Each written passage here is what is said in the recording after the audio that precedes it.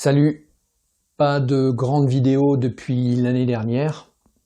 En fait, je ne parviens pas à écrire quoi que ce soit, à préparer véritablement une vidéo.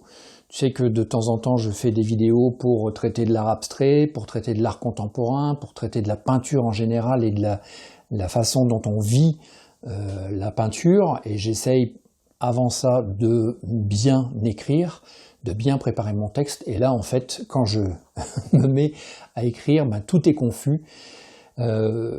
Beaucoup d'idées se bousculent et je ne parviens pas à exprimer quelque chose de vraiment clair.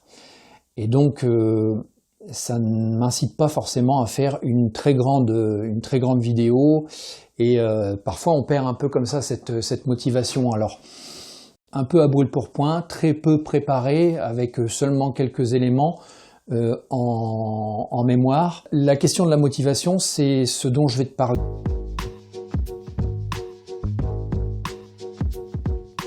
Donc tu vois, la motivation en peinture déjà. Parfois, même ces moments se confondent entre la peinture et puis le fait aussi de pouvoir communiquer auprès des réseaux sociaux et notamment sur YouTube ici dans une vidéo, mais il y a aussi le compte Instagram. Et c'est vrai que ces phases de peinture où il y a un peu du doute, du vide, et ces phases où c'est pareil, il y a très peu d'expression et très peu de consultation sur les réseaux sociaux, ça participe de la même dynamique, une espèce de vide, ou au contraire un trop-plein. Ça dépend de comment tu le prends, parce que en fin de compte, tu peux avoir énormément d'idées, énormément de pensées, et puis il y a un vide parce que tu n'arrives pas à prendre quelque chose par un petit bout comme ça, et ensuite dérouler le fil.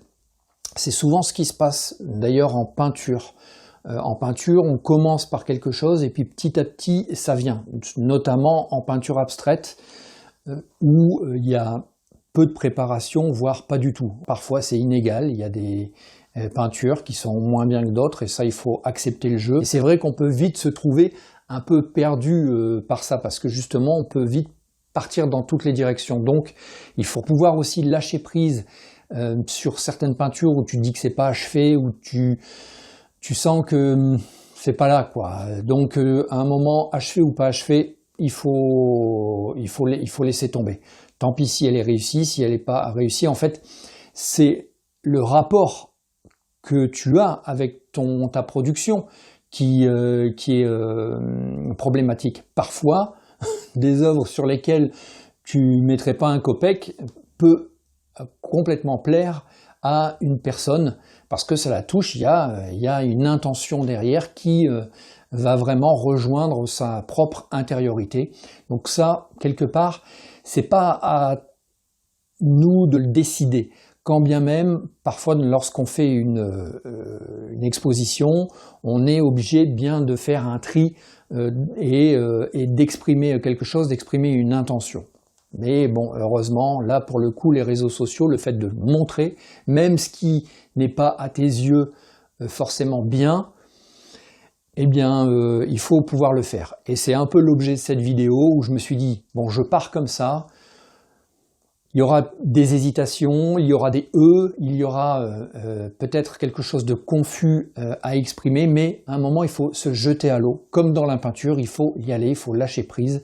Et ça me donne l'occasion aussi de te parler d'une autre façon d'aborder les choses aussi, c'est d'accepter aussi de temporiser, d'accepter les calmes.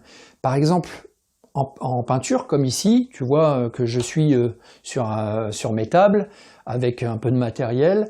En fait, je prépare mes châssis, je contrecolle les peintures que j'ai préparées. Là, je vais bientôt maroufler cette peinture qui est derrière moi.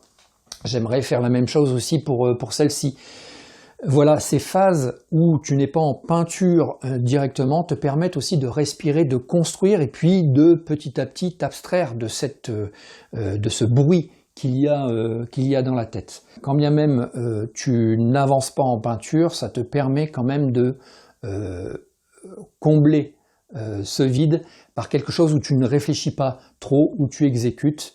Et peut-être que justement tu te mets en condition pour exécuter n'être plus qu'action, et viendra le moment justement d'être action dans la peinture.